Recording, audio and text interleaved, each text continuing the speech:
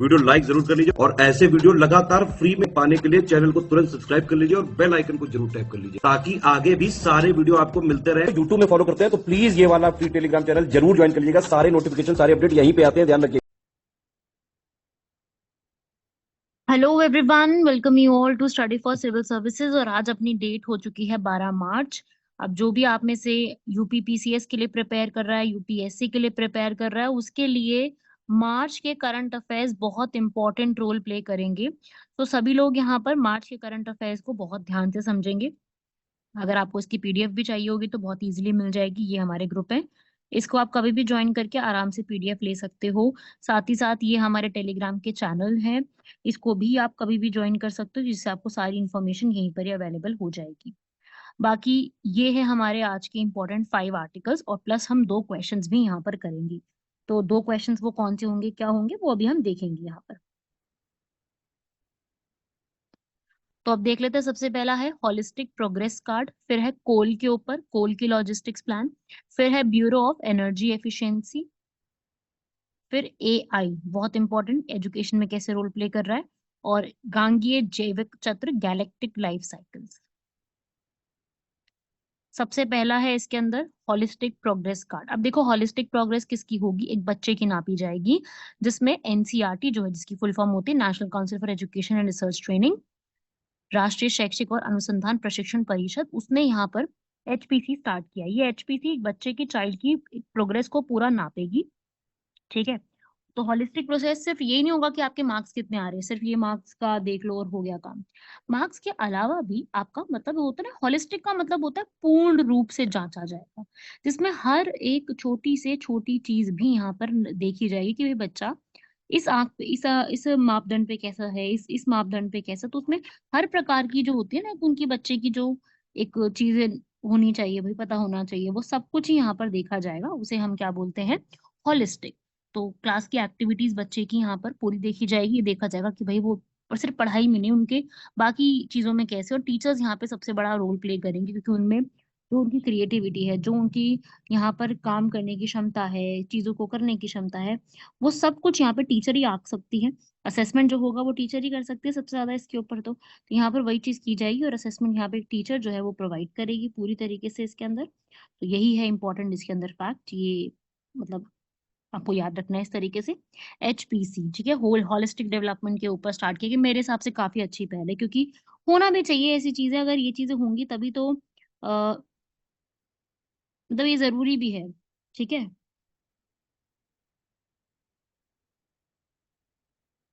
ठीक है भाई, तो यहाँ पर ऐसे ही स्टूडेंट भी अपने आसपास के पीयर्स को यहाँ पर इस तरीके से देखेगा। ठीक है। और होम और स्कूल साथ में किस तरीके से चाइल्ड की लर्निंग में हेल्प करेंगे, सारी चीजों को यहाँ पर देखा जाएगा। मतलब एक एक चीज यहाँ पर आती जाएगी, फ्रॉम स्टार्टिंग टू एंड सारी चीजों को ही यहाँ पर जो है रजिस्टर करवाया जाएगा। मतलब बेसिकली सारी सारी चीजों को ही यहाँ पर आंक आंक करके देखा जाएगा। ठीक है भाई। तो क्लास यहाँ पर यही है कि एचपीसी जो है क्लास 8 तक यहाँ पर किया जाएगा, और फिर सारी स्टेट्स को यहाँ पर मिल चुका है। परख परख करके इसका नाम रखा गया। परख के सीईओ है इंद्रानी भादुरी। 15 to 16 स्टेट्स में इसको स्टार्ट कर दिया गया यूज करना। ये न्यू एजुकेशन पॉलिसी का ही एक इम्पोर्टेंट प्रारूप के रूप में काम करने वाला है। तो ये काफी इंपॉर्टेंट और काफी बड़ी इंफॉर्मेशन है जो हम लोगों को पता होना चाहिए। ठीक है भाई, तो ये ही इंफॉर्मेशन आप लोगों को याद में रखनी है। इन्हीं सबसे सबसे ज्यादा जो है क्वेश्चंस पूछे जाते हैं। ठीक है भाई।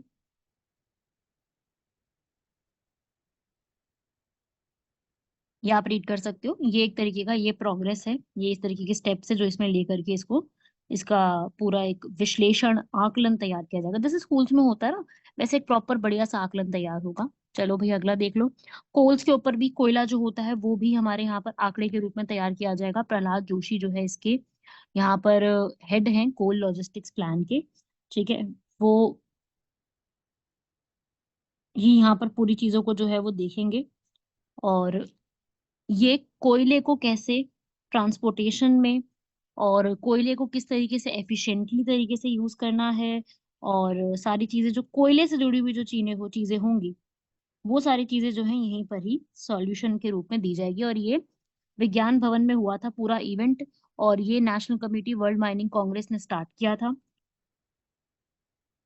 जिसमें कोल से जुड़ी हुई सारी चीजों को देखा जाएगा। कोल को हम कैसे एफिशिएंटली यूज कर सकते हैं, लॉजिस्टिक्स देख सकते हैं, 980 मीट्रिक से 1.5 बीटी तक कैसे पहुंचेंगे वो है। रेलवेज में कैसे यूज किया जाएगा रेल का लॉजिस्टिक, जिसमें हम लोग किस तरीके से उसका इस्तेमाल करके एयर पोल्यूशन को कम करेंगे, कार्बन एमिशंस को कम करेंगे, ट्रैफिक की कंजेशंस को कम करेंगे। मतलब कि ट्रैफिक का जो इतना ज्यादा एमिशंस होता है उसको कैसे रिड्यूस करेंगे, 10% की सेविंग उसमें कैसे की जाएगी, वो सब कुछ यहाँ पे देखा जाएगा। तो इंटीग्रेटेड ट्रांसपोर्टेशन सिस्टम यहाँ पे लॉन्च किए जाएंगे, रेल सी रेल करके यहाँ पे स्टार्ट किया जाएगा। पीएम गति शक्ति तो ऑलरेडी चल ही रहा है, उसी में ही कोल की जो चीजें होंगी उसको इंक्लूड किया जाएगा। हमारे कोल मिनिस्टर और सेक्रेटरी जो है वो इसको पूरा स्टार्ट करेंगे। कोल को कैसे ट्रांसपोर्ट करना है एक जगह से दूसरी जगह, इसमें क्या बेनिफिट्स हो सकते हैं, उसको कैसे इंप्रूव करना है, क्या क्या प्रोजेक्ट्स उसमें रन करेंगे, ये सारा कुछ इसी के अंदर ही तय किया जाएगा। ठीक है भाई। तो ये है आपका कोल का एक छोटा सा प्लान इंफॉर्मेशन जो आप लोगों को एक आइडिया होना चाहिए। ठीक है भाई। यहाँ पर ताकि कोल के सेक्टर में हम लोग सेल्फ रिलायंट हो जाए, सेल्फ सफिशिएंट हो जाए, सस्टेनेबिलिटी आ जाए रिसर्च में, डेवलपमेंट में, ट्रांसपोर्टेशन में, तो कोल लॉजिस्टिक्स प्लान तैयार किया गया है। कोल का एक नया एक रिसर्च वर्क इसमें की गई है, और मेरे हिसाब से ये काफी नई चीज हुई है। मतलब पहले भी हो चुकी है ऐसी चीजें, ऐसा नहीं है, पर ये चीजें जो है अब आज के टाइम पे ये काफी ज्यादा बढ़िया प्रारूप लेके तैयार की गई हैं, वो है ये मेन इंफॉर्मेशन। तो ठीक है, तो वो चीज है इधर। ठीक है भाई, आप इसको रीड डाउन कर लीजिए एक बार।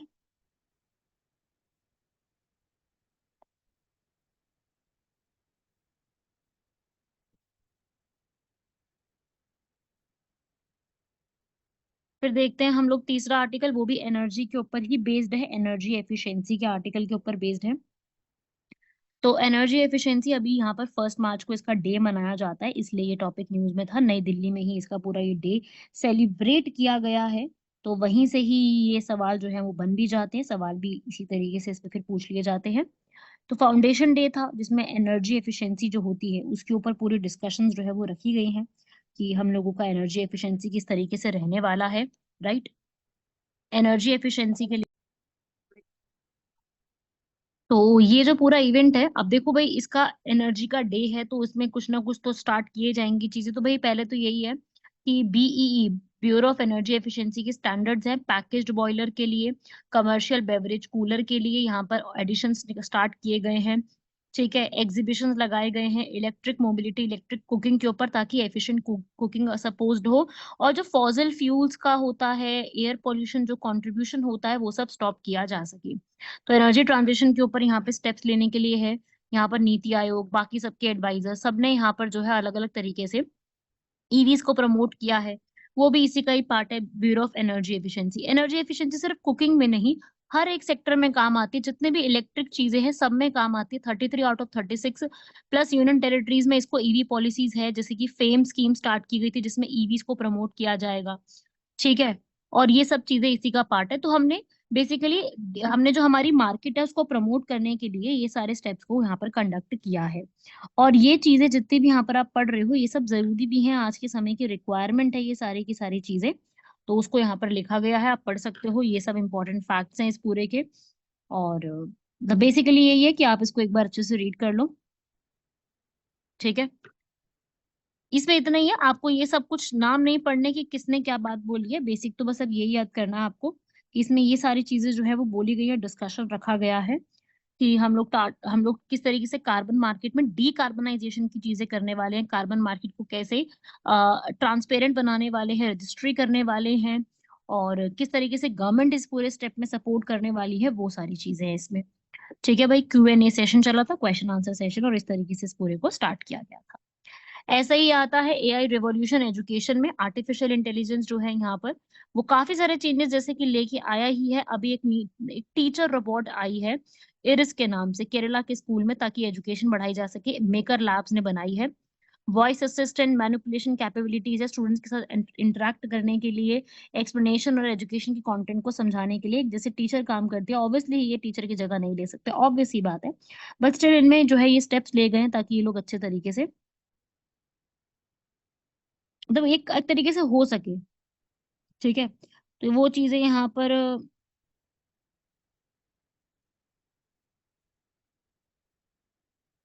ठीक है भाई, तो ये इरिस करके एक स्टार्ट किया गया है इनिशिएटिव, ये भी आप देख लीजिएगा। इरिस एक एंड्रॉइड ऐप भी है। पैसिव प्रेजेंस नहीं रहेगी, voice assistant interactive learning tool के साथ में रोबोटिक्स और एआई के साथ मिलकर के काम करता है ऐप। पूरा जो है एक इंटरफेस तैयार किया गया है इसमें।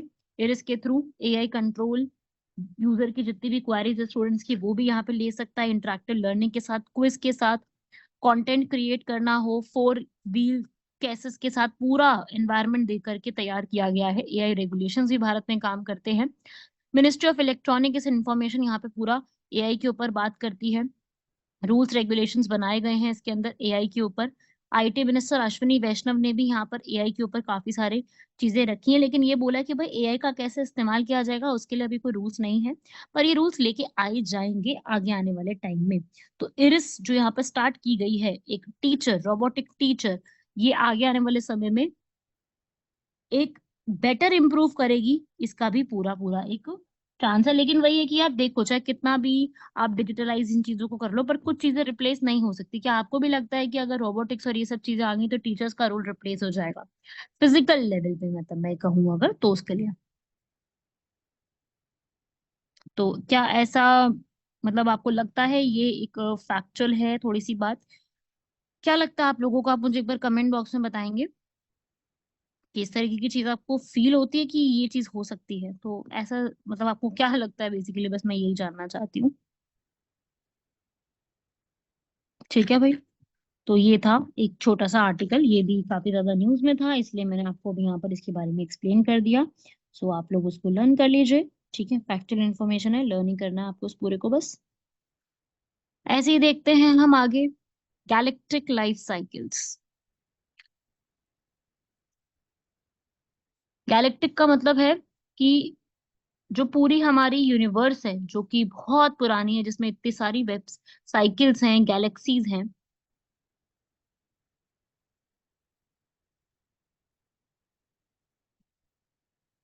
उसी में एक लाइफ साइकिल ऑफ गैलेक्सीज के ऊपर ही यहाँ पर देखा गया है कि अलग से एक जो है गैलेक्टिक लाइफ साइकिल्स में जेम्स वेब स्पेस टेलीस्कोप जो है वो यहाँ पर स्टार्ट किया गया है।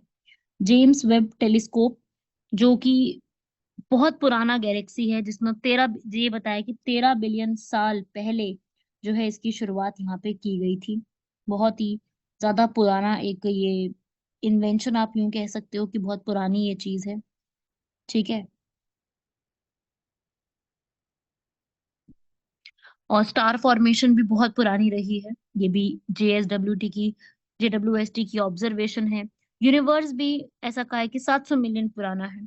तो इस फाइंडिंग से ये सब चीजें हमें पता चली है कि भाई स्टार फॉर्मेशन कब हुई, ये सारी फॉर्मेशंस कब कब हुई हैं, ये हम लोगों को यहाँ पर बताया गया है।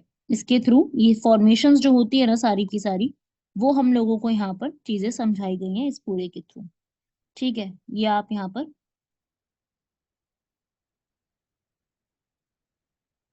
देख सकते हैं, इसको आप लिख लीजिए।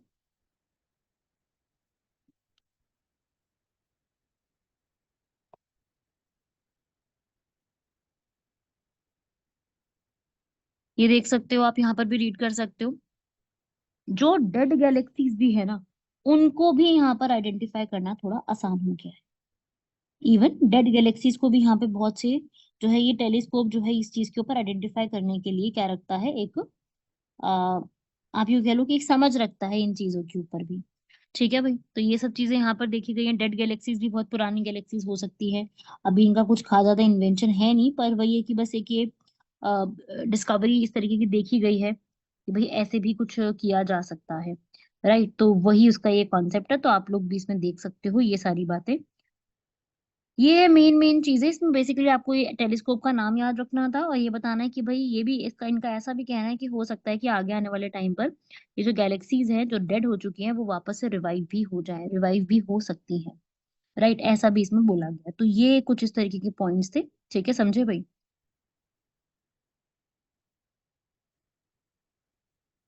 चलो भाई, आगे इसके बाद नेक्स्ट आर्टिकल पे बढ़ते हैं। अगला आर्टिकल भी हमारा काफी ज्यादा इम्पोर्टेंट है, इससे भी क्वेश्चंस आते हैं, तो अब इसको भी आप जरा यहाँ पर नजर मारेंगे और देखेंगे इधर। देखिए भाई, सबसे पहले है इसके अंदर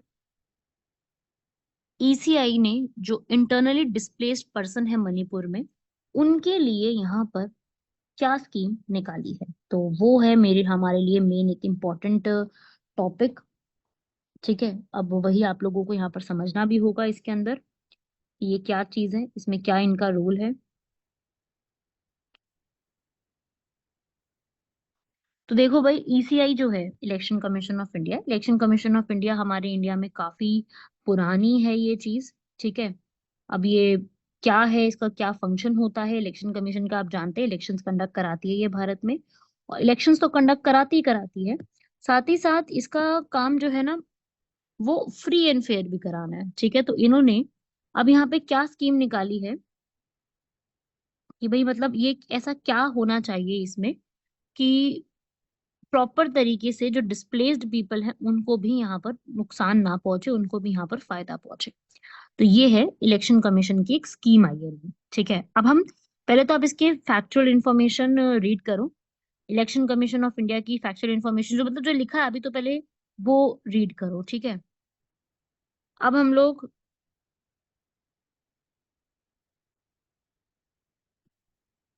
ये देखते हैं कि इलेक्शन कमीशन ऑफ इंडिया ने इंटरनली डिस्प्लेस्ड पर्संस के लिए ये बोला है कि भाई लोकसभा के इलेक्शंस जब आएंगे तो उन लोगों को मणिपुर में वोटिंग जो सुविधा होगी वो कैसे दी जाएगी, रिलीफ कैंप लगा के। क्योंकि आपको पता है कि 2023 में बहुत जबरदस्त एथनिक वायलेंस हुआ था मणिपुर में कुकी और मैतेई के बीच में। तो वहां पे बहुत से लोगों को अपना घर छोड़ के जाना पड़ गया था एथनिक वायलेंस की वजह से। 60,000 से ज्यादा लोग अपना घर छोड़ के गए हैं। ठीक है, कुछ लोग मिजोरम में जाके बस गए।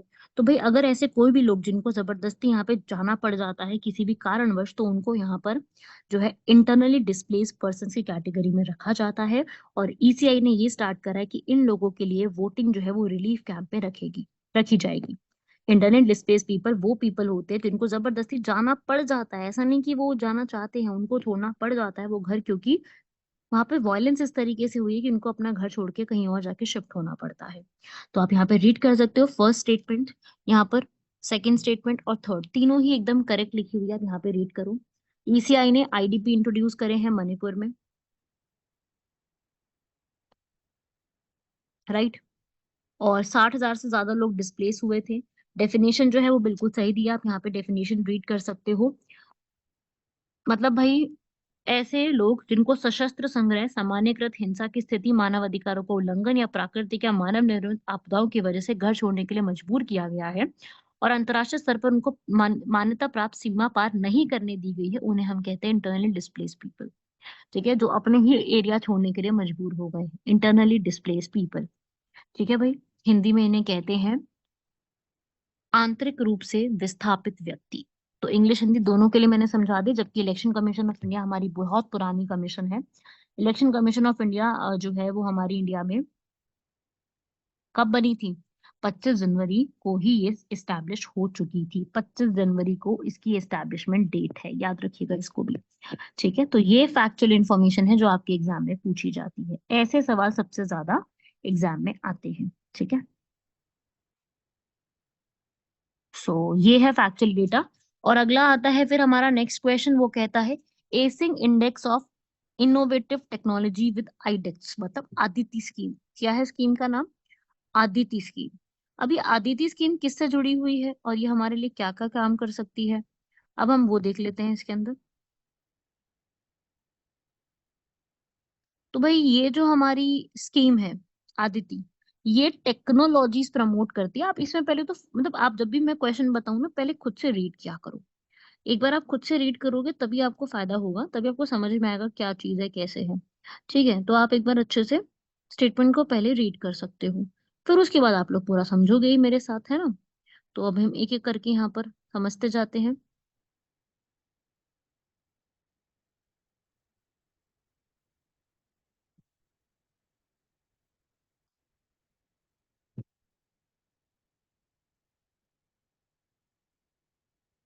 तो भाई ये फर्स्ट स्टेटमेंट यहाँ पर ये कहती है कि जो आदिति स्कीम यहाँ पर चलाई गई है वो डिफेंस टेक्नोलॉजीज के ऊपर है बिल्कुल। और इस स्कीम के अंदर जो स्टार्टअप्स होंगे उनको 25 करोड़ की जो है सरकार से ग्रांट इन एड मिलेगी अपने रिसर्च डेवलपमेंट करने के लिए, अगर वो टेक्नोलॉजी जो है उनकी डिफेंस सिस्टम से जुड़ी हुई। ठीक है भाई, तो डिफेंस सिस्टम के लिए उनको इतना अमाउंट जो है वो यहाँ पे दिया जाएगा। तो फर्स्ट स्टेटमेंट इसमें अपने आप में करेक्ट हो गई, है ना। फर्स्ट स्टेटमेंट ठीक लिखिए, आप पढ़ो। Aditi scheme is indeed aims to promote innovation in critical defence technology. महत्वपूर्ण रणनीतिक शिक्षा रक्षा प्रौद्योगिकी में नवाचार को प्रोत्साहित करती है, सही लिखा है। इस स्कीम में स्टार्टअप जो है उनको 25 करोड़ की ग्रांट इन एड मिलेगी। स्टार्टअप को वास्तव रूप में 25 करोड़ की ग्रांट इन अनुदान सहायता प्राप्त की जाएगी। और ये स्कीम जो है वो आईडेक्स फ्रेमवर्क का ही पार्ट है, जो कि 30 डीप टेक इसके यहाँ पर इंप्रूव करेगा। तो आप आज का मेंस का प्रैक्टिस क्वेश्चन भी कुछ ऐसा ही है।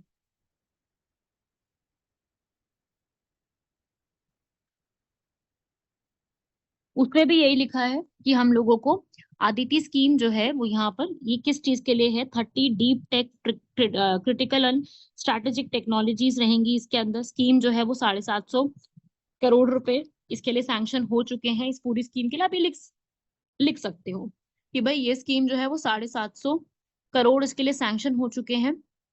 और ये 750 करोड़ इस पूरे टाइम पीरियड में दिए जाएंगे। टेक्नोलॉजी वॉच टूल इसके अंदर जो है, पहले तो सबसे पहले जितना भी यहाँ पर होगा, मतलब वो चैलेंजेस जो हम फेस कर रहे हैं आज के टाइम पे हमारी आर्मी और नेवी के साथ, 17 चैलेंज है। उन 17 चैलेंजेस के सॉल्यूशंस के लिए तैयार किया जा रहा है 25 करोड़ की ग्रांट इन एड के साथ।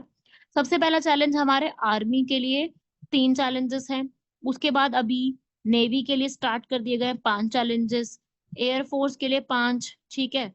और डिफेंस के लिए यहाँ पर डिफेंस स्पेस की जो एजेंसी होती है उसके लिए 4, तो हो गए 17। ठीक है, तो 17 चैलेंजेस को लॉन्च किया गया है। और यहाँ पर यंग लोगों को भी यहाँ पर बढ़ावा मिलना चाहिए, यंग इनोवेटर्स के लिए भी यहाँ पर असिस्टेंस बढ़ा दी गई है। तो इंडिया जो है वो Aditi scheme, iDEX scheme, iDEX का मतलब क्या है, इनोवेटिव डिफेंस, इन सब के लिए यहाँ पर स्टार्ट कर दिया गया है। आईडेक्स तो है ये पुराना चल रहा है, 2018 में सेल्फ रिलायंट को प्रमोट करने के लिए, एमएसएमईज और स्टार्टअप को लेकर के आने के लिए ये ऑलरेडी जो है वो स्टार्ट किया जा चुका है। तो इस तरीके से ये सारे जो हैं इंडिया में ऑलरेडी यहाँ पर वर्क कर रहे हैं, चल रही हैं ये चीजें। और यही हमारे सबसे ज्यादा सपोर्ट करती हैं, ये सारी की सारी चीजें हमें डिफेंस के मामले में अपने आप को सफल बनाने के लिए, सफल भी कह सकते हो आप यूं कह सकते हो कि हमें इंडिया को सेल्फ रिलायंट बनाने के लिए स्कीम अभी ही आई है। 750 करोड़, 25-25 करोड़ एक पर्सन को मिल सकता है। डिफेंस मिनिस्ट्री ने स्टार्ट करा है डिफेंस। अभी अभी असल में एक हुआ था समिट जिसका नाम है डेफ कनेक्ट। ये समिट हुआ था 2024 का, दिल्ली में हुआ था, जिसमें टेक्नोलॉजी प्रमोट करने के लिए बोला गया था। ठीक है, ये है आदित्य स्कीम। ठीक है, आईडेक्स स्कीम में आदित्य स्कीम नाम है इसका। 17 चैलेंजेस रखे गए हैं और डिफेंस कनेक्ट एक अलग से होता है, वो भी रखा गया है। तो ये अच्छा खासा यहाँ पर बढ़ा है। और हमारी डोमेस्टिक प्रोडक्शन, अगर मैं पहले 2014 से पहले की बात करूं तो भारत में डिफेंस की डोमेस्टिक प्रोडक्शन डिफेंस के मामले में सिर्फ 44,000 करोड़ रुपए हुआ करती थी। आज ये बढ़ करके 1 लाख करोड़ तक पहुंच गई है। तो ड्रास्टिक चेंज आया है 2014 से 2023 तक। ठीक है, तो ये जो चेंजेस हमें देखने को मिल रहे हैं 2014 से 2023 तक, ये सब इसीलिए आए हैं क्योंकि एंटरप्रेन्योरशिप, गवर्नमेंट का कमिटमेंट, इंडिया की स्ट्रैटेजिक कैपेबिलिटीज डिफेंस को लेकर के इतनी स्ट्रांग रही हैं कि हम लोगों ने डिफेंस में स्टार्टअप्स इतने सारे इंक्लूड करे हैं और डिफेंस में एक्सेलेंस अचीव करने की कोशिश करी है। ठीक है, तो ये सब जितने भी प्रोग्राम्स है, डिफेंस इनोवेटिव प्रोग्राम हो गया, स्टार्टअप्स, एमएसएमईज, डिफेंस के चैलेंजेस हो गए, इन सबको ओवरकम करने के लिए ये सब अभी तक स्टार्ट किए गए। तो नई स्कीम आई है आदिति, ताकि इंडिया के डिफेंस के सिस्टम को, स्टार्टअप को फंड किया जा सके। राइट, तो अभी ये रिसेंटली ही अभी जो है वो लॉन्च हुई है, इसलिए इससे क्वेश्चन है और मेंस में भी इस टाइप का क्वेश्चन पूछा जा सकता है कि आदित्य स्कीम या फिर डिफेंस के टेक्नोलॉजी या फिर स्टार्टअप में क्या क्या हेल्प हुई है। इससे क्या है ना कि भाई जितनी भी एरोस्पेस में सर्विलेंस रखनी है, सेंसर्स, एआई, एम्यूशन जो हथियार होते हैं, एक्सप्लोजिव होते हैं, डीप इंफॉर्मेशन टेक्नोलॉजी की हेल्प से सारा कुछ किया जाएगा। आर्टिफिशियल इंटेलिजेंस तो है ही है इसमें, पर बाकी सब चीजों को भी प्रमोट किया जाएगा। तो ये थे आज के हमारे कंप्लीट आर्टिकल्स। ये थे 5 आर्टिकल, 2 हमने नए टॉपिक्स पढ़े, 2 क्वेश्चन सॉल्व करे, मणिपुर के से जुड़ा हुआ किया और डिफेंस से जुड़ा हुआ किया, तो ये भी इंपॉर्टेंट थे। तो यहाँ तक कंप्लीट कीजिएगा, बाकी मिलते हैं सभी लोगों से इसी के नेक्स्ट आर्टिकल में नेक्स्ट टॉपिक पर, जिसमें हम लोग इससे बचे हुए और क्वेश्चंस को कवर अप करेंगे। तभी मिलते हैं आप लोगों से नेक्स्ट लेक्चर में। तब तक के लिए धन्यवाद, शुक्रिया, जय हिंद।